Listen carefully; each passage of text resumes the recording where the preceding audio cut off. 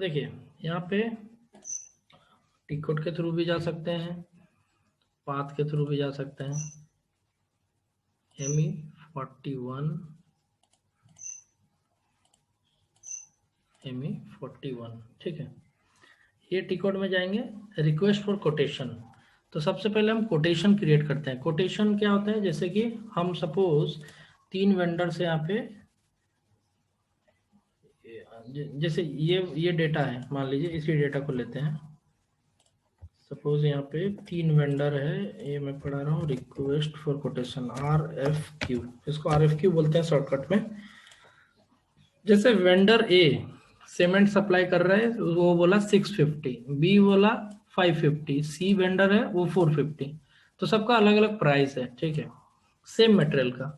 तो उसको हम क्या करेंगे, सिस्टम में इनपुट करेंगे और वहां से कंपैरिजन देखेंगे। जैसे यहाँ पे मान लीजिए 3 ही वेंडर है, तो इसमें सब किसको ऑर्डर देना है, तो ये देखने के लिए मुझे क्या करना होगा, डेटा को इनपुट करना होगा। तो बहुत सारे वेंडर रहेंगे, बहुत सारे सप्लायर्स मटेरियल के रहेंगे, तो उस केस में मुझे देखना है लोअर वन जो रहेगा उसको देना है। तो यहाँ पे ME41 टी कोड में जाएंगे, यहाँ पे RFQ टाइप देंगे, यानी ये जैसे जस्ट डॉक्यूमेंट टाइप है, AN डॉक्यूमेंट टाइप है स्टैंडर्ड RFQ के लिए, ठीक है। तो इसको सिलेक्ट कर लेंगे, इसका लैंग्वेज EN, RFQ डेट, किस दिन मुझे ये कोटेशन मिला है, कोटेशन का डेडलाइन डेट क्या है, जैसे आज है 23, ये कल कल कल या परसों मान लो, यहाँ पे रख लेते हैं 25/4/2021, ये कोटेशन का डेडलाइन डेट है, ठीक है। उसके बाद purchasing like MISL,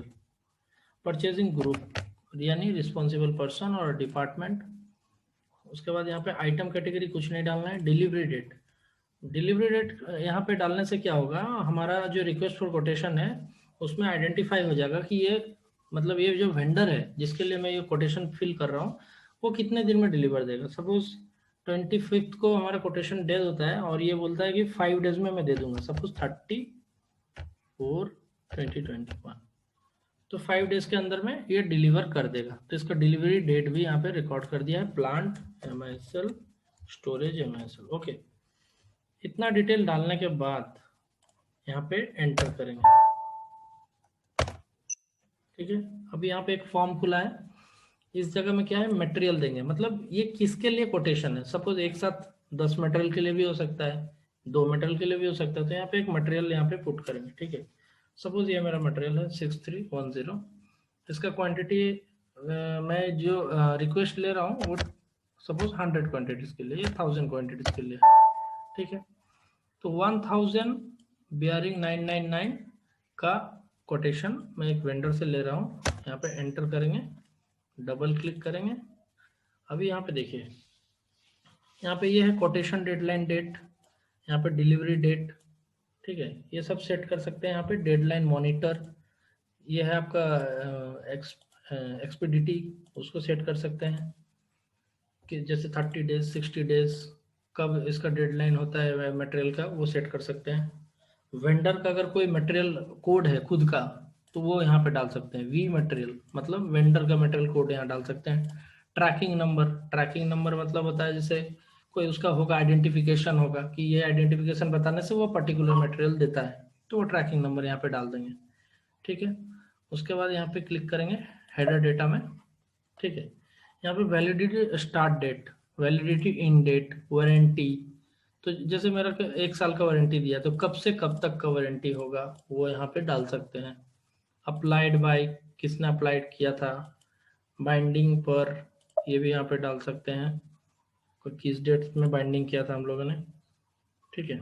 target value मतलब delivery terms of payment and delivery, कितना में टारगेट है हमको इसको डिलीवर करने के लिए, ठीक है। ये लेकिन एक्चुअल रेट नहीं है, रेट आगे डालेंगे, ठीक है। इतना डालने के बाद यहाँ पे क्या करेंगे, वेंडर एड्रेस में क्लिक करेंगे। वेंडर एड्रेस में क्या करेंगे, जैसे हम यहाँ पे सपोज बोला 3 वेंडर से मैंने कोटेशन ले रहा है। पहला वेंडर है हमारा सपोज 910, दूसरा है 1005, इस तरह से मेरा वेंडर कोड है। तो यहाँ पे 910 के लिए मैं डाल रहा हूँ, एंटर करेंगे, देखो यहाँ पे सारा ऑटोमेटिकली सारा डिटेल्स आ गया, इसका जो भी एड्रेस है, मोबाइल नंबर, फैक्स नंबर सब आ जाएगा वेंडर का। तो इसको हम डाल सकते हैं। तो कोटेशन डालने बनाने के लिए वेंडर कोड पहले मस्ट है, ठीक है। उसके बाद इसको क्या करेंगे, सेव कर देंगे। अभी हमारा कोटेशन नंबर जनरेट हो गया है, लेकिन अभी तक तो कोटेशन बना है, लेकिन इसका प्राइस हमने अभी तक डाला नहीं है, ठीक है। प्राइस एक अलग टी कोड में मेंटेन करते हैं। तो ये हो गया वेंडर 910 का कोटेशन नंबर, ठीक है। अभी इसको मेंटेन करेंगे, मेंटेन करने का अलग टी कोड है, ठीक है। बैक करेंगे, देखिए मेंटेन करने का टी कोड है ME47 47 और 45। जस्ट मिनट, यहाँ पे RFQ कोटेशन, हाँ यहाँ पे ME47, ओके। ME47 से हम इसको मेंटेन करेंगे। मेंटेन का मतलब इसमें जस्ट प्राइस पुट करेंगे, सेम कोटेशन नंबर है, यहाँ पे नेट प्राइस। तो ये वेंडर कितने में दे रहा था, सपोज ये 650 में दे रहा था, तो यहाँ पे मैं 650 पर पीस यहाँ पे डाल देता हूँ। Each bearing 650। लेकिन मेरे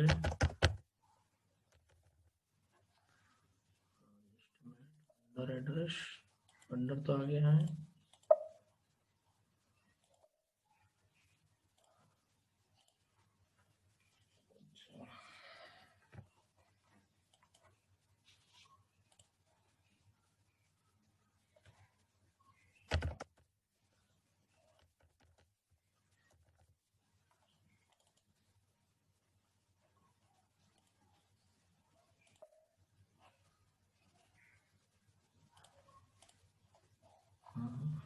तेरा डेट गलत हो गया क्या, चीज, ओके।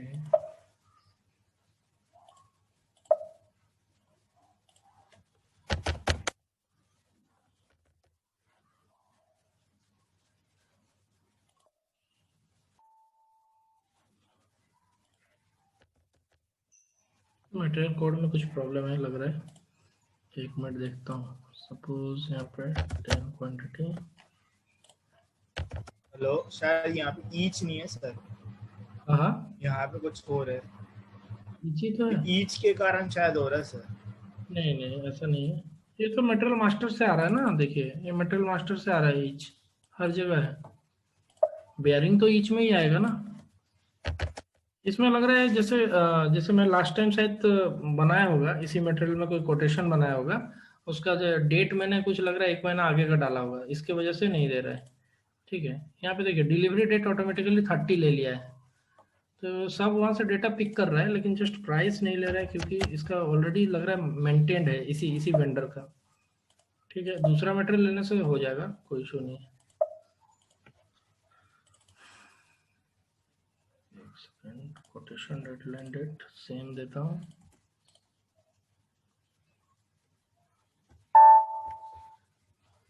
खाली मटेरियल यहाँ पे दूसरा लेने से हो जाएगा। जैसे यहाँ पे ले लेते हैं ACC, रिक्वेस्ट फॉर क्वांटिटी हो गया सपोज 100, एंटर एंटर, ठीक है। यहाँ पे हो गया। अब इसको एड्रेस डेटा में जाएंगे, वेंडर डालेंगे 910, उसके बाद सेव कर देंगे। नंबर जनरेट हो गया। अभी इसको करेंगे मेंटेन ME47 से,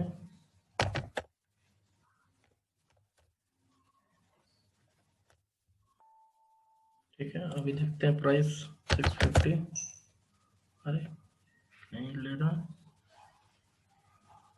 इसका गड़बड़ हो गया है लग रहा है, जस्ट मिनट।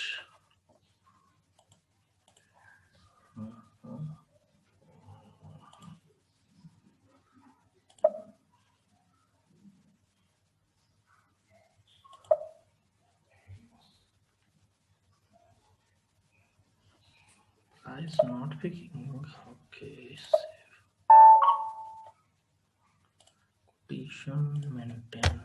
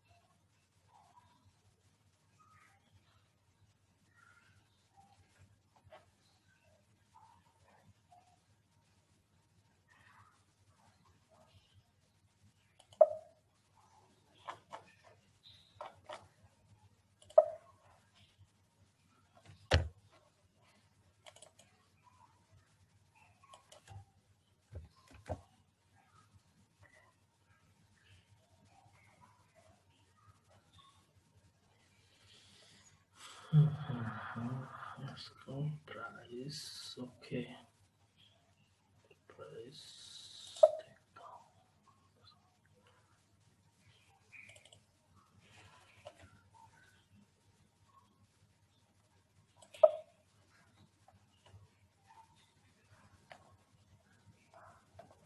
इसका लग रहा है जो कंडीशन है जहाँ पे नेट प्राइस पिक करता है ना उसमें कुछ प्रॉब्लम है। एक बार उसको देख लेता हूँ। टिक कोड है M/06 आई थिंक PB00 में होगा।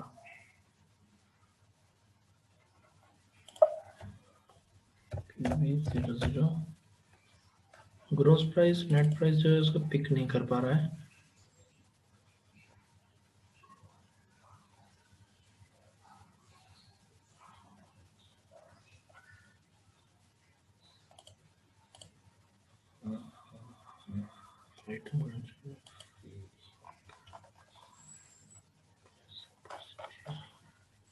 अच्छा यहाँ पे एक्सिस फॉर यार्ड यहाँ पे किसी ने एक्सिस सीक्वेंस दूसरा डाल दिया है। ये स्टैंडर्ड रहना चाहिए था। अभी देखता हूँ।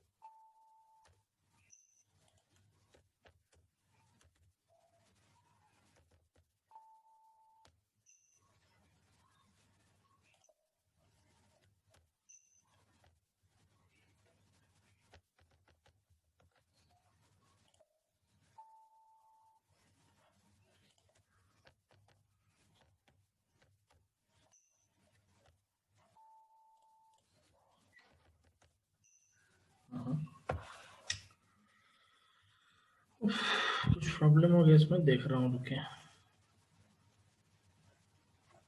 प्राइसिंग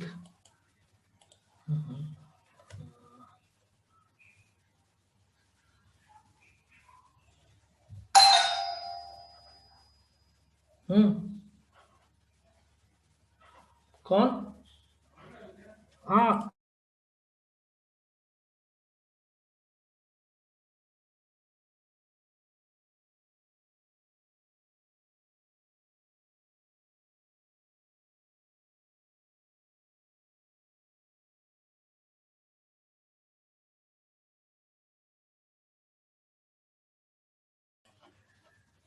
नेट प्राइस 450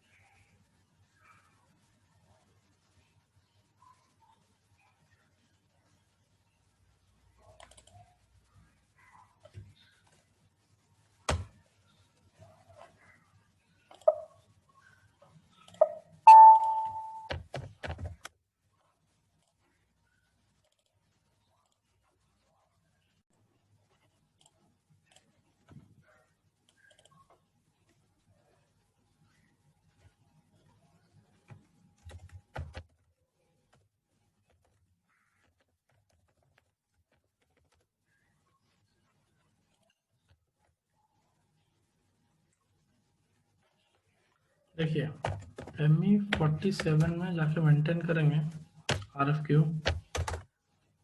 जस्ट इसको प्राइस यहाँ पे डालना है अभी। ठीक है लाइक 650। ठीक है अभी ले रहा है। तो क्या हुआ था कि उसमें एक्सिस सीक्वेंस उसमें गलत डाला था।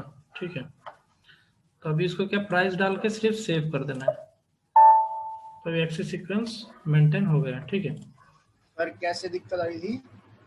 वो जो है ना प्राइसिंग हमारा है, दिखा देता हूँ मैं एक सेकंड। /m/06 जो हमारा प्राइसिंग का जो बेस प्राइस है, मतलब ग्रोस प्राइस है, उसका कंडीशन टाइप में किसी ने छेड़छाड़ कर दिया था। देखिए यहाँ पे क्या है ना, एक ये वो लगा दी सर रिकॉर्ड पे। हाँ ये वाला जो है ना, यहाँ पे एक्सिस सीक्वेंस और उसने अपना खुद का डाल दिया था चेंज करके। ठीक है, तो यहाँ पे जो ब्लैंक रहेगा तो ऑटोमेटिकली स्टैंडर्ड उठा लेगा, तो वहाँ डालने की जरूरत नहीं थी। ठीक है, तो उसको हटा दिया, फिर काम कर गया है। अगर ये चेंज कर दे तो सर कैसे होता है ये, अगर कोई छेड़खानी कर दे?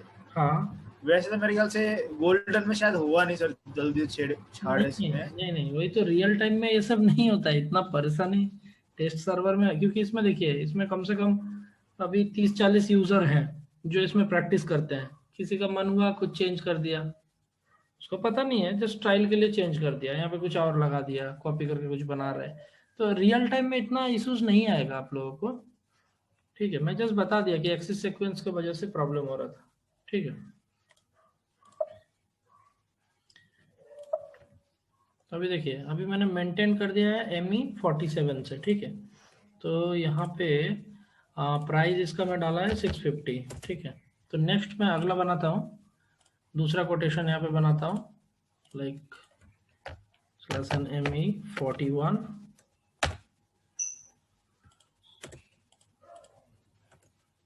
यहाँ पे परचेजिंग MIL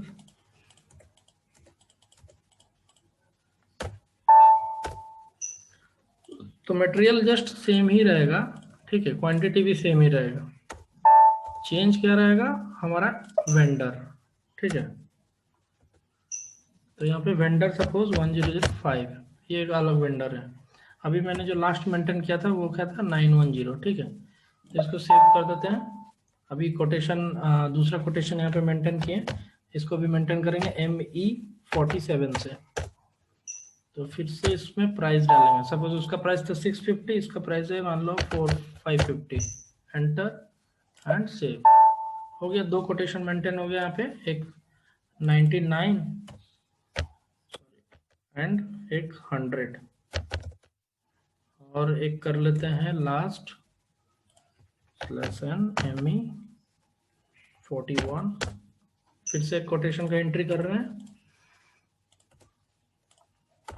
इस समय दूसरा वेंडर रहेगा, तीसरा वेंडर रहेगा, दो हो गया, और एक वेंडर रहेगा सेम क्वांटिटी के लिए। सपोज यहाँ पे वेंडर ले लेते हैं 9, मतलब 9 10 9 11 ले लेते हैं, 9 10 9 11 900, ओके 9 16 ले लेते हैं, ये भी नहीं है। वेंडर एक्चुअली क्रिएटेड नहीं है परचेजिंग ऑर्गेनाइजेशन में, तो जो हमारे परचेजिंग में उसी को लेना पड़ेगा। जैसे यहाँ पे और किसी को ले लेते हैं, एसएससी इवेंट, इसको ले लेते हैं। ठीक है, और इसको तो लिया ही था मैंने, जस्ट मिनट।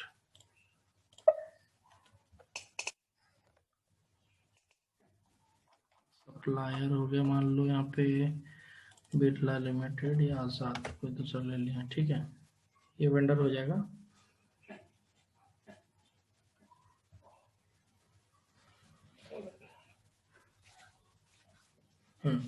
तो ये चेंज हो गया, ये तीसरा वेंडर हो गया। अभी क्या करेंगे, इसको सेव कर देंगे। तीसरा कोटेशन हो गया 101, इसको भी मेंटेन करेंगे ME47 से। ME41 से क्रिएट, ME47 से मेंटेन। मेंटेन में सिर्फ प्राइस डालेंगे, no currency assign to vendor master record. Okay, vendor master record में करेंसी असाइन नहीं है, तो उसको फिर से करेंसी देना पड़ेगा। /n XK01 XK02 वेंडर क्या था, 4 आजाद बोल के था ना वेंडर, AZZ। यहाँ यहाँ पे ये वेंडर था 5008, इसमें करेंसी मेंटेन नहीं है, इसके लिए एरर दे रहा है। यहाँ पे INR स्कीमा A3 दे दीजिए, सेव। ठीक है, अभी हो गया। अभी यहाँ पे मेंटेन करेंगे 101 को, ME47 आ गया। यहाँ पे प्राइस दे देंगे, सपोज इसका है 450। ठीक है, उसके बाद सेव। अभी 3 कोटेशन हो गया, तीनों का मैंने प्राइस भी मेंटेन कर दिया है, तीनों वेंडर का, और उसको यहाँ पे क्रिएट भी कर दिया। ठीक है, 101 एंड 100, तीनों का हो गया। अब हम इसको कंपैरिजन करेंगे। ठीक है, कंपैरिजन करेंगे, इसमें जाएंगे लॉजिस्टिक्स, ME49 टी कोड है इसका, material management, purchasing, RFQ, quotation, price, comparison. ठीक है, तो इसको ME49 में जाएंगे, यहाँ पे मुझे देना होगा कोटेशन नंबर। तो ये तीनों कोटेशन नंबर है मेरा, इसको डालेंगे कॉपी करके, कोटेशन और कलेक्टिव। अच्छा, यहाँ पे एक फर्स्ट पहले डालेंगे, उसके बाद मल्टीपल्स अलाउ करेगा सिस्टम, ये हुआ। बाकी के 2 कोटेशन भी यहाँ पे डालेंगे।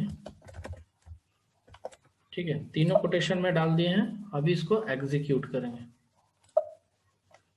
देखिए, अभी यहाँ पे दिख रहा है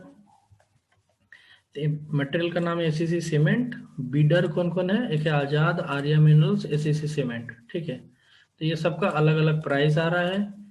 उसके बाद रैंक आ रहा है, फर्स्ट रैंक पे है कौन, आजाद, क्योंकि सबसे इसका कम प्राइस है, जो कि L1 है।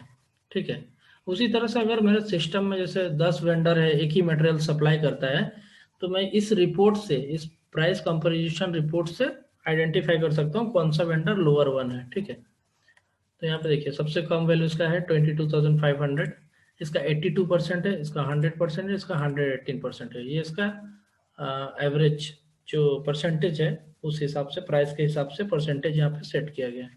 ठीक है, समझ में आ गया? इसमें कोई क्वेश्चन है किसी को, कुछ डाउट?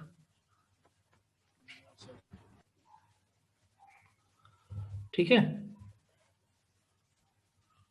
आप लोग इसको ट्राई करके देखिए, प्राइस कंपैरिजन करके देखिए, 3 कोटेशन का इनपुट करिए विथ सेम मटेरियल।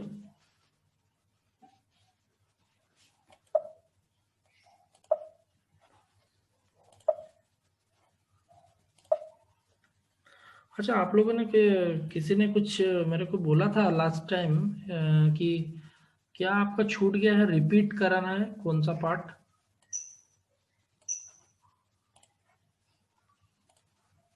मैंने कहा था ना कि एक बैच चल रहा है, उसमें आपको डाल दूंगा, जिसमें वो चल रहा होगा वो पार्ट। सर प्राइजिंग हमने 3 पार्ट बोला था, प्राइजिंग। ओके, ये तीनों, pricing, release strategy and account determination, right? Yes sir. अच्छा, ठीक है, यस। इसके पीछे वाला जो बैच है उसमें स्टार्ट होने वाला है, तो मैं आपको उसमें भी ऐड कर दूंगा। लेकिन ठीक है, वो भी 8 o'clock से वो बैच चलता है। ठीक है, अल्टरनेट डे पे, जैसे आपका मंडे, वेडनेसडे, फ्राइडे है, उसी तरह से उसका ट्यूसडे, थर्सडे एंड सैटरडे है। ठीक है, तो उस बैच में आपको ऐड कर दूंगा। ये तीनों उसी में आप लोग प्रैक्टिस कर लेंगे। ठीक है, ओके ओके, ठीक है, आज के लिए एंड कर रहा हूँ इतना। आप लोग ट्राई कर लीजिए इसको, कोटेशन को। हाँ, नंबर ऑफ स्टूडेंट्स उसमें कितने हैं?